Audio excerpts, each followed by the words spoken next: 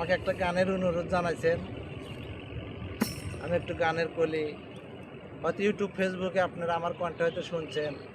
আসলে একটা গান দুইবার বলা ঠিক না, কিন্তু আপনাদের অনুরোধে আমি বললাম। হা হায় ওই কামে কাম শোনে আমার গোহ, ওই গুরুর নাম ভুলাইয়া গেল, ওই কামেতে হইয়া মগ্ন, ওই কামেতে হইয়া মগ্ন, যগ্ন দেহ ভগ্ন হলো। কামে কাম শোনে আমার গোহ, গুরুর নাম ভুলাইয়া গেল।